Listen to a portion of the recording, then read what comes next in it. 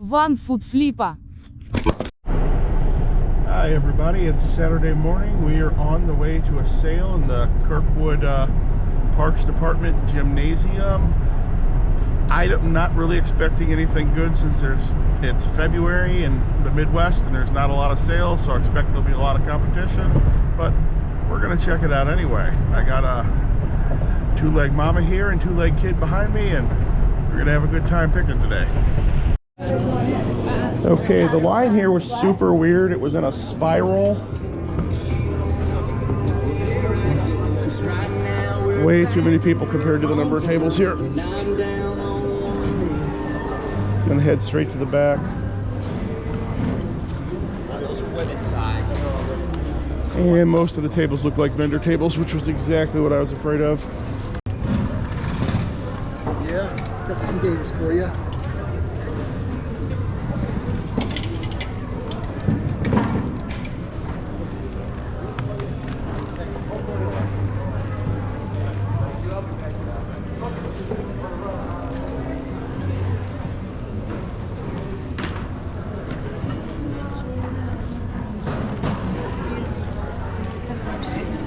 Oh, yeah, I'm taking that with me. Yeah.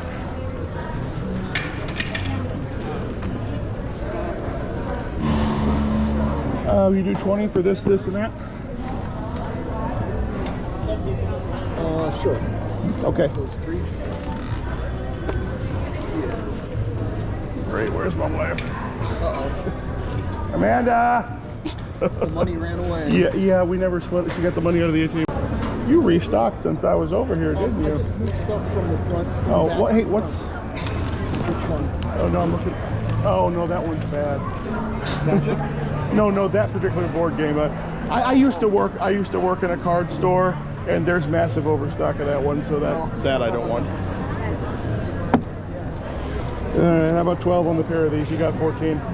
That's great. Okay. Did you ever read the Gorman Gospel? I have not read the book.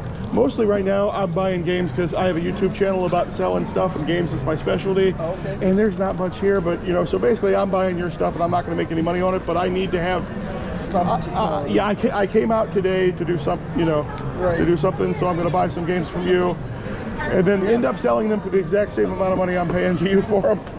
I teach game design at Webster. Oh, I you buy do? them to use in my classes. Oh, I end up getting extras because I forget which ones I have. my Redbox fantasy role-playing game sold a whole 100 copies, and that's my game. That's my game design, and I'm never going back to that. Earned about 5 cents an hour for the time put into that. Yeah. Do you need more cash? It's not. I'm gonna open it up. Yeah, you can learn game design at college now. Hey, that's cool. Do you have any games that you've designed that I would have heard about, or you just teach it? I worked on Dungeons and Dragons for 5 years. Well, I would know about that. Which books when did you work there? From 84 to 89. Oh. Freelance for like 3 years after that. Okay, so what's your name? Like Bro, B-R-E-A-U-L-T. I was an editor, designer there. I worked on second edition. You'll see. Oh, if you have second I got edition, I got my second edition books Christmas of '89 when I was 12. If you still have them, you'll see my name inside them. I recognize the Blake part from seeing it. Yeah, Milton Bradley, Hero Quest. I worked on. Oh, okay. Oh my God, I've got a real celebrity here with me. That was my reaction earlier. Yeah, I had no. Yeah, see, like I wrote, you know, one of those rip-off open gaming license versions of Dungeons and Dragons, and he worked on the real game. Yeah. Well, that is amazing.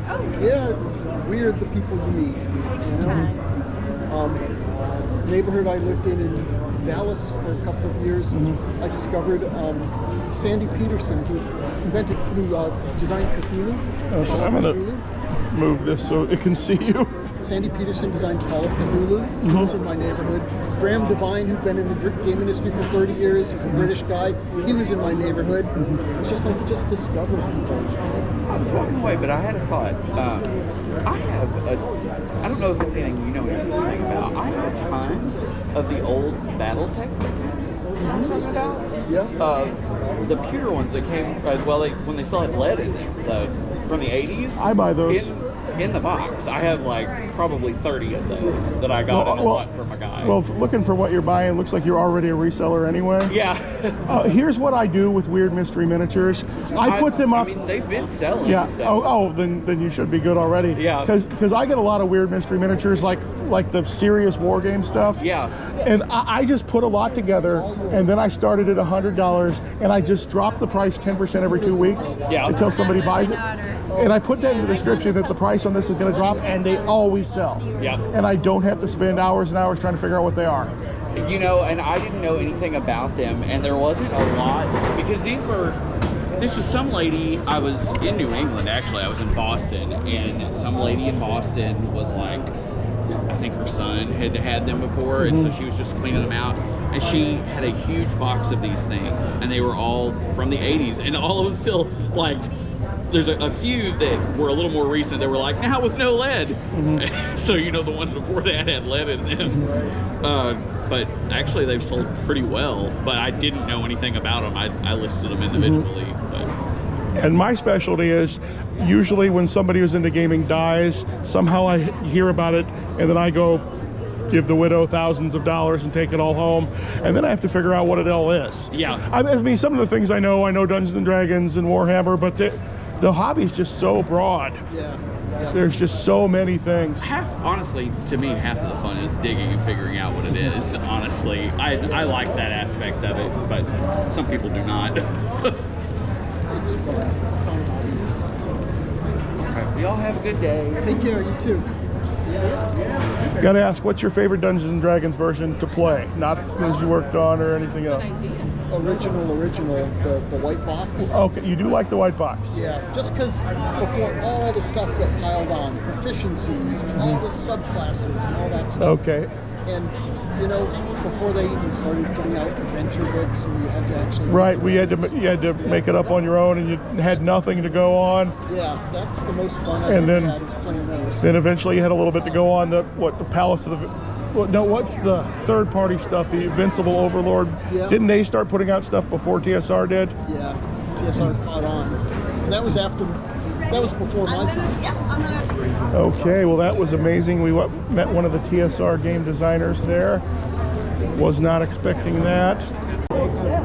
Isn't it fun? Yeah, I mostly ended up buying interesting looking things that are going to look good on video that aren't going to make me any money, because I drove all the way out here and didn't really find any deals. I think you got that cool little buddy. Isn't that adorable? I had to. This is so cute. It's only $10. Yeah, I bought this right now. I saw that. That was very You're the cool. one-foot-flipper, right? Yes, sir. Yeah, I've been watching the videos recently. Oh, thank you. Nice to meet you. Nice I'm to meet AJ, you. by the way. AJ, all right. Thank you. Yeah, I got you. Right, see there? I did not think I would get recognized the first time I came out No, I in think public. I recognized you, I just didn't put it together. But Now, I guess I stand out more. You don't see a lot of people. Well, I mean, I can walk too. Just I can't. No.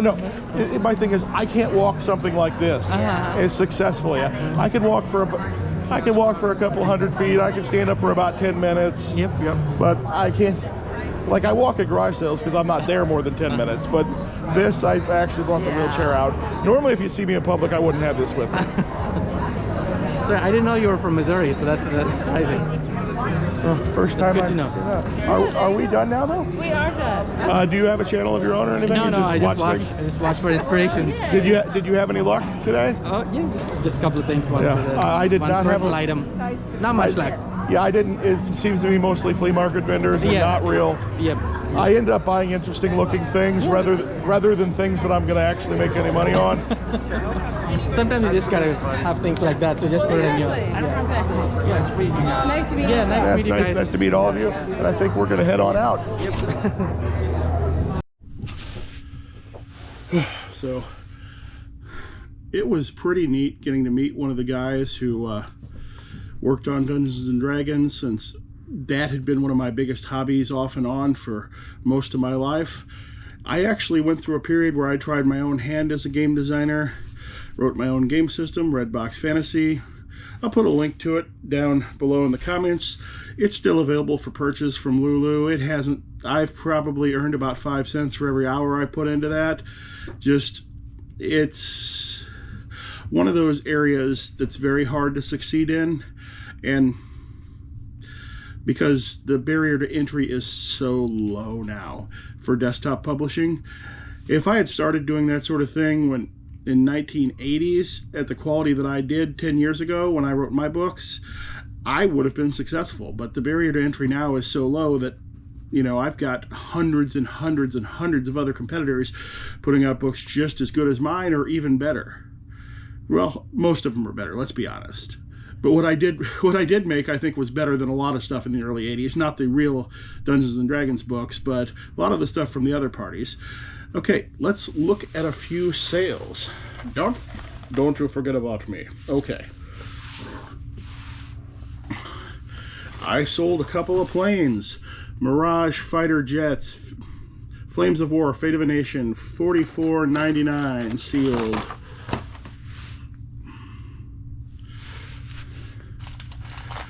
Pokemon Guardians Rising, little four-page binder. $5.66. It's a quantity item, doesn't cost much to ship, so those has always been good. Got 2 Ozzy Osbourne albums, Blizzard of Oz, $19.99, and Diary of a Madman, which sold for $18.10. Weird price, probably means it was a 10% off offer.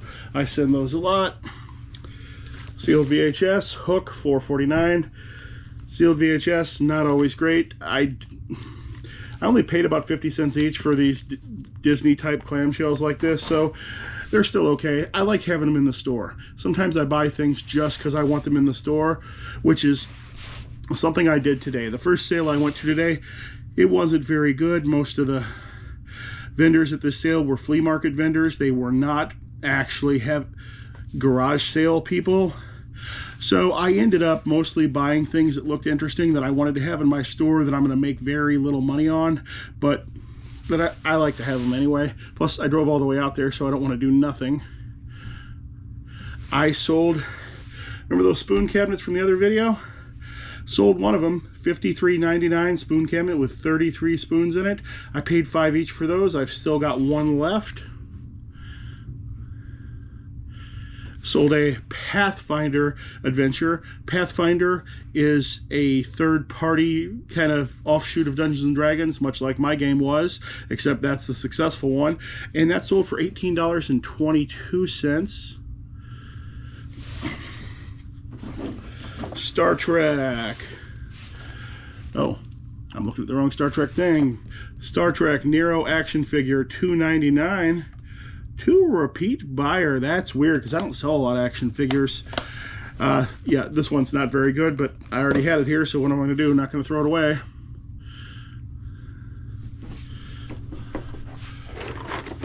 World's most difficult jigsaw puzzle, Cats, $4.85. I bought a bunch of cat jigsaw puzzles all at the same time, you know, hoping that maybe I'll get some people to buy more than one at once, but no.